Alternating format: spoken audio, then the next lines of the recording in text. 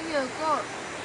Kita berkelah di raya kedua Kita raya kat sini lah. Tak makan apa? Panas-panas ni memang beraya dekat ni.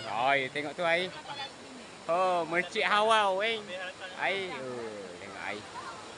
Cuba kita fokus sekali air sekali. Tu dia tengok air. Tengok air dia. Ya, lah ya. Kalau nak tahu tempat ni, sini Stew Terengganu. Orang asing. Tapi buat gigi.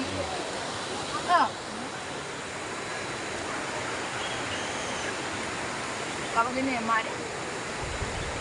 Ni lah keluarga kita hari ni. Tak ramai tak dapat hadir terik ni. Jadi inilah yang ada. Masing-masing duk beraya lagi. Raya kedua maklumlah. Ada rumah terbuka macam-macam je ni. Okeylah.